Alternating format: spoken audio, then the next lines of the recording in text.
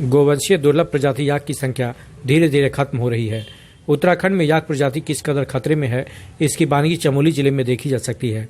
कभी चीन तिब्बत सीमा से जुड़े चमोली जिले के नीतीमाणा और द्रोणगिरी में हजारों की संख्या में याक हुआ करते थे और यह सीमावर्ती क्षेत्र के लोगों के लिए तिब्बत चीन से व्यापार करने में सामान ढोने के लिए उपयोग में लाया जाता था। 1962 के पूर्व यह दुर्लभ प्रजाति याक मालवाहक का कार्य करती थी। उस समय याक से स्थानीय ग्रामीणों का रोजगार भी चलता था, परंतु व्यापार खत्म होने से धीरे धीरे याक का प्रचलन खत्म हो गया और अब मात्र कुछ ही याक देखने को मिलते हैं।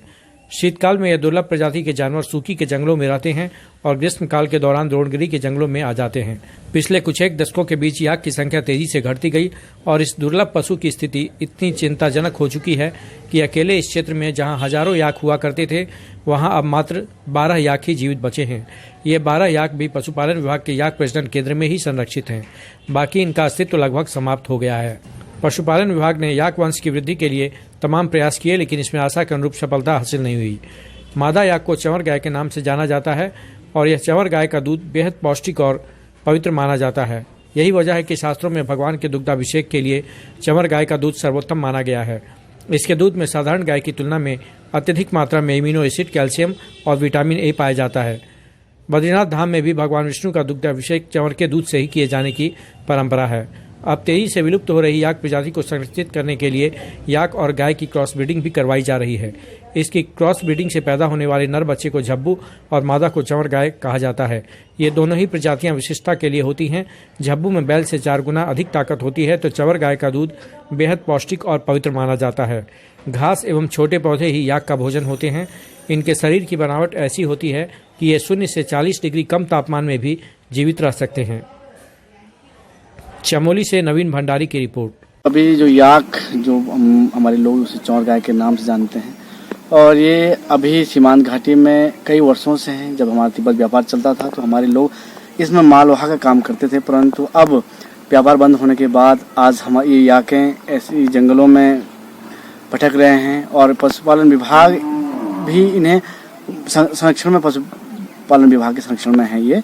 और अभी पशुपालन विभाग के 2-4 कर्मचारी इसमें भी इन याकों को देख रहे हैं, परंतु हमारी सोच ये है कि इन याकों को इनके लिए बाड़ा की आवश्यकता है, इनके लिए हट्स की आवश्यकता है।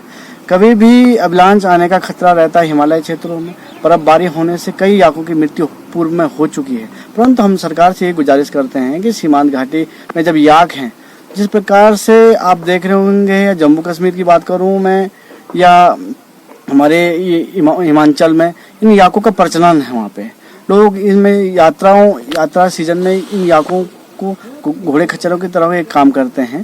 परंतु हम भी चाहते हैं कि औली जैसे पर्यटक क्षेत्रों में, द्रोणागिरी क्षेत्र पर्यटक क्षेत्र में इन याकों को वहाँ पे व्यवस्थित रूप से हमारे जो ग्रामीण लोग हैं उनके पास रखा जाए, जिससे कि उनकी रोजगार भी और जीविका चले और साथ साथ इन याकों की खूबसूरती भी बढ़े। और आने वाले भविष्य में मैं चाहता हूं कि सरकार इनकी संरक्षण करे।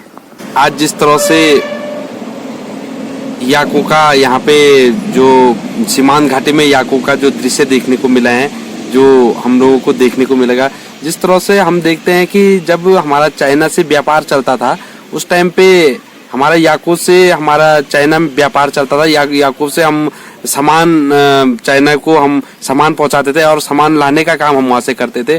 आज जिस तरह से देखा गया कि याकों को खुले में याक इधर उधर विचरण कर रहे हैं, अभी द्रोणागिरी में देखे जाते हैं, सूकी में देखेंगे। और जब हमारे जो सीमांत घाटी के लोग, जो अनुसूचित जनजाति के लोग जब पलायन करते हैं, तो ये गाँव में भी इनका भी दृश्य देखने को मिला है।